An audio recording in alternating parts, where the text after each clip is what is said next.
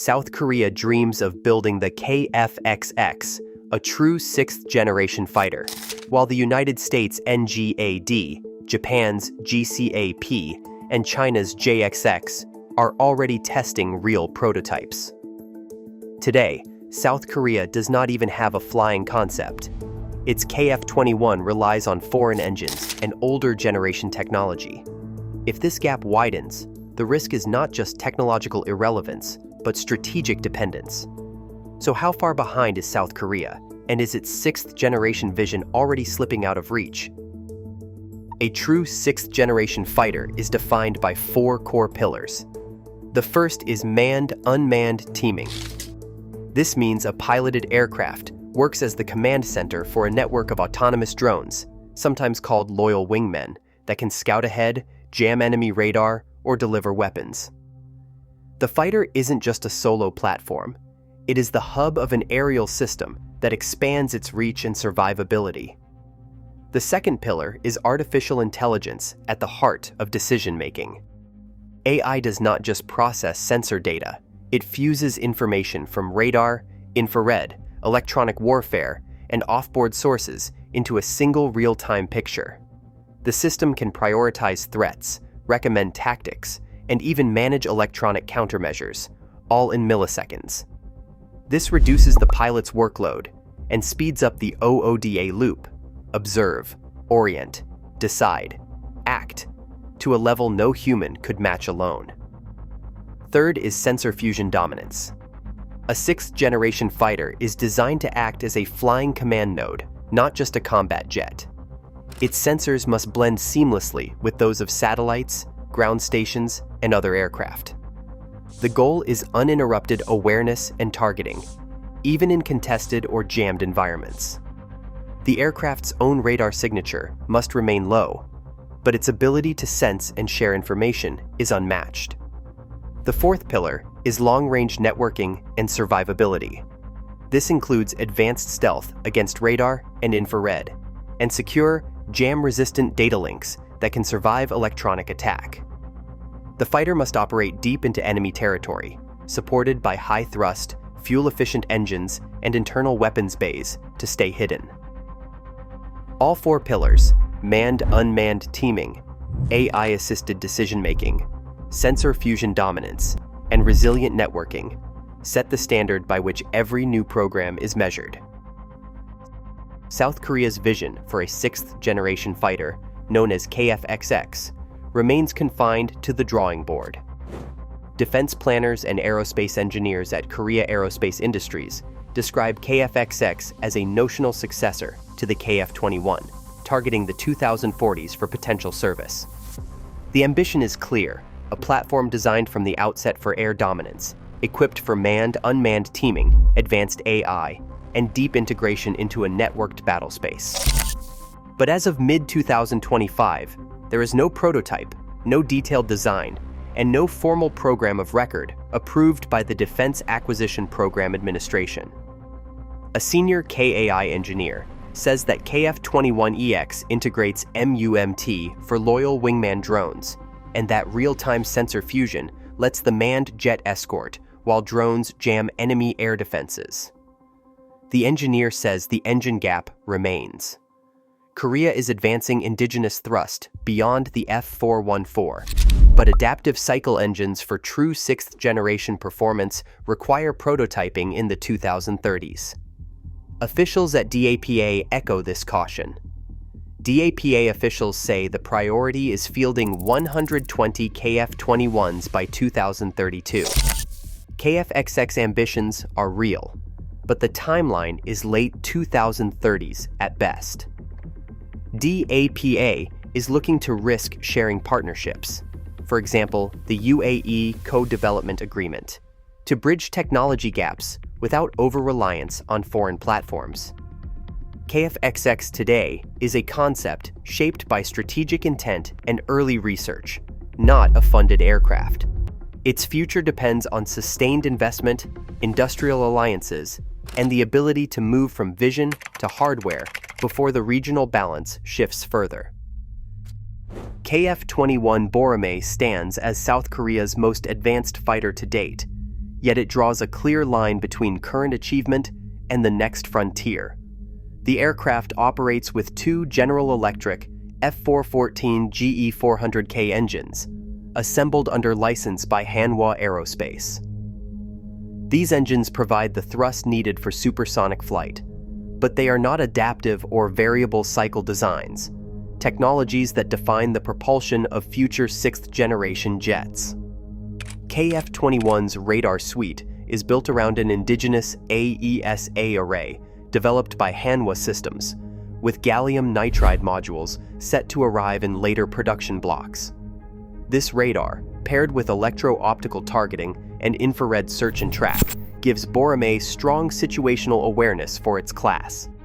The radar and sensor package are competitive for their generation, but they stop short of fully integrated, low-observable sensor fusion at the scale expected in sixth-generation designs. Production plans are ambitious. 40 Block Y jets are scheduled for delivery by 2028, with a total of 120 aircraft across Block 1 and Block 2 targeted for service by 2032. The airframe features stealth-influenced shaping and radar-absorbent materials, but external weapons carriage remains standard for early blocks, limiting its radar signature reduction. Block 3, known as the KF-21EX concept, envisions internal weapons bays and further stealth improvements, but as of now, these remain on the drawing board. Block 3 would be an important step toward closing capability gaps, yet it is not yet a committed production reality. KF-21 does not field an operational loyal wingman system, nor does it employ AI-driven decision aids at the level seen in sixth-generation concepts. Its avionics and sensor fusion are advanced, yet still within the boundaries of late fourth or early fifth-generation standards. The reliance on imported engines and external weapons, along with the absence of networked autonomy, makes one fact unavoidable. KF-21. Boramae is not a sixth-generation fighter. It is a formidable 4.5+ generation platform, bridging the gap while South Korea looks ahead to what comes next. 3 programs now define the global race for sixth-generation air power. The United States leads with NGAD, a project that has already produced at least one full-scale flight demonstrator. Air Force officials confirm the NGAD demonstrator flew before 2023, and the program is in advanced engineering and manufacturing development. NGAD is built around adaptive cycle engines, extensive manned-unmanned teaming, and AI-driven sensor fusion. Initial operational capability is targeted for the early to mid-2030s, with the United States investing billions in supporting drone systems and next-generation propulsion. Japan, the United Kingdom, and Italy have pooled resources for the Global Combat Air Program, GCAP. This treaty-level partnership merges Japan's FX and the United Kingdom's Tempest, with a formal agreement signed in December 2022. GCAP aims for a stealthy, networked fighter, supported by loyal wingman drones and an advanced engine co-developed by Rolls-Royce, IHI, and Avio. The stated goal is to field GCAP by 2035, leveraging shared funding and joint research to accelerate progress. China's next-generation effort, often referred to as JXX, remains less transparent. Open-source analysis suggests prototype flights may have begun, though details are closely held. Chinese state media highlight counter-stealth capabilities, integration with drone swarms, and new WS-series engines. Analysts estimate China could field a sixth-generation fighter in the mid-2030s if current trends continue.